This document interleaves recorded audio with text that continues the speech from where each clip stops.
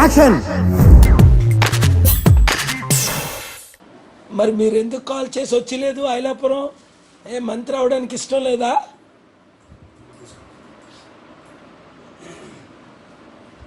అవును, సుఖమే ఉంది. ఒక్క సీటుకి వెళ్ళడు. నేను భీమవరంలో నిలబడుతున్నాను, ఆయన నిలబడుతున్నాడు. కనీసం డిపాజిట్లను వస్తాయో లేదు చూడండి. అదే చెప్పాను నాగబాబుకి. ఎందుకంటే మాకు సగానికి సగం క్రిస్టియన్స్ ఉన్నారు అక్కడ. 10లో 4. అందుకని 10లో 4 అలా పడిపోతాయి. 2 పడితే ఒక గెలుపు. 10లో అది కనుక మీరు ఉండేది ఎక్కడ? మీ రెసిడెన్స్. కేఏపాల్ గారి గురిని నేను అందరూ కేఏపాల్ గారిని ఎగతాళి చేస్తారండి. నేను ఎగతాళి చేయనండి. నాకు ఆయన మీద చాలా గౌరవం ఉంది. Is an evangelist.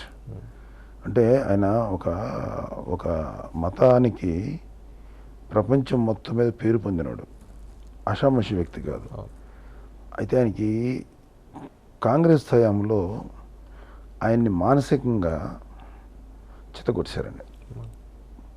ఆయన ఫండ్స్ని ఉపయోగించకుండా, ఆయన ఇవ్వకుండా, ఆయన బదులు ఇంకొకరిని డెవలప్ చేయడానికి వాళ్ళ స్వార్థ ప్రయోజనం కోసం ఈయన్ని కంప్లీట్గా చేశారు.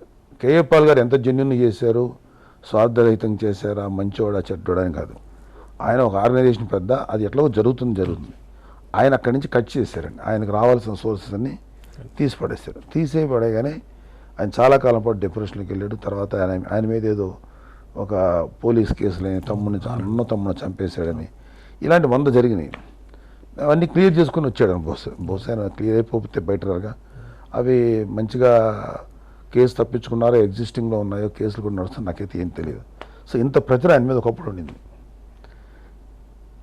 ఆ విధంగా ఉన్నప్పుడు దాన్ని పోస్ట్ ట్రామాటిక్ సిండ్రోమ్ అంటారు. అది గతించిపోయిన బాధల్ని ఇంకా కంటిన్యూ అయ్యి ఎఫెక్ట్ అవుతాయి.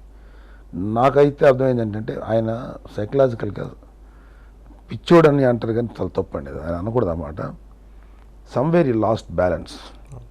అందుకని ఆయన మాట్లాడే మాటలకి ప్రాక్టికాలిటీ తక్కువ ఉంటుంది. నాకు అందుకని ఆయన్ని ఎగతాళి చేయబుద్ధి కాదు. పాపం ఆయన ఎక్కడో సరైనటువంటి స్థిమితంగా లేరు. ఆయనకి రాజకీయాలు నిజంగా చెప్పాలంటే నేను వ్యక్తిగతంగా చెప్పాలంటే అలాంటి వ్యక్తి రాజకీయాలకు దూరంగా ఉండి ఆయన ఈ క్రిస్టియన్ రిలీజియన్కి ఉపయోగపడే పని చేస్తూ ఆ సేవలు చేసుకోవటం బెటర్ ఏమో అనిపిస్తుంటుంది నాకు. I have very much sympathy on KA Paul.